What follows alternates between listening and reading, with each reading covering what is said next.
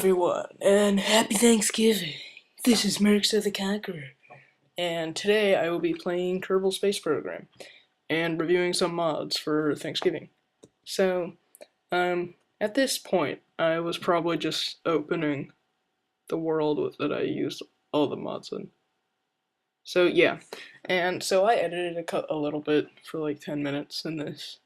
So the first mod that we have is Procedural Fairings, which adds, if you know, a NASA rockets or some of those other things, they have those like cones around it that protect them, and they look really cool. Now, most things in Kerbal Space Program are not very aerodynamic. For example, the ZMAP satellite. It's about as aerodynamic as a brick with a rocket thruster. So what I'm going to do here is I'm placing a lander can, and I'm going to show you how to use fairings. So what you do is it's under the Aerodynamics tab. There. Click on the fairing base, click it down, place it down, and you see now there's a blue thing around it. And with that, I'm going to put on symmetry mode and put a fairing around it. So also what you can do is you can change the size of the fairing to adjust it to your rocket. So they can pretty much go as big as you want. I mean, you can never have too big of a fairing. Okay, also, the next mod that we have is called Kerbal Engineering Redux, which adds only 3 game parts, but adds a whole lot more useful stuff. Like we have the Kerbal engine, the computer flight thing. It helps you if you really don't feel like doing the math for figuring out your delta V and all that stuff. Fancy words. Yeah.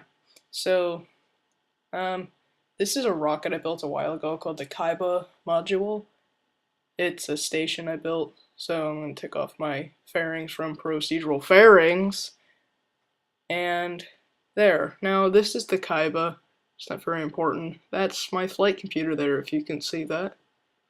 The Kerbal Engineering Redux, what it adds that computer flight unit thing, which does the same as the Kerbal Engineering System and the Kerbal Engineering System and Flight Engineer.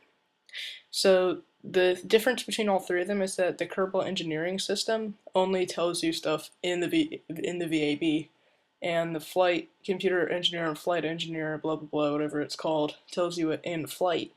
Tells you stuff in flight that you need. I'll show you one of those later, I guess. So I think the next thing that we have is, okay, so the next thing that we have, if you notice here, there's some weird looking solar panels. That is because of the advanced solar, no, near future solar, which adds a 50 million solar panels, and the smallest looking one in the picture is actually the biggest. It's as big as the MK1. So also, there's what it just helps you because it's a lot of fun. Also, you may have noticed that there's that little thingy there with some fuel tank in it. That is the I must have forgotten at this point, look, because I was looking here when I was recording. But it was the service compartment mod, which adds a service compartment. So yeah, that's always fun. Service compartments, what they essentially do is you can put oh, well, at this point I was just remembering, oh duh, what's in the name? So essentially what you can do is you can put monopropellant things in there and stuff. Here, let me show you. See, you can put monopropellant tanks and normal stuff. It just gives your rocket more of an aerodynamic feel, and it looks cooler. Okay, and the last mod today that we have is called Dark Multiplayer. As you may have noticed on my launch screen at the beginning of the video, and yeah, in the beginning of the video, there was a weird little box that said Dark Multiplayer on it. Well, Dark Multiplayer, it's in the name, it enables multiplayer So thank you guys for watching. Rate, comment, subscribe. Yeah, subscribe. See, there's the dark multiplayer box.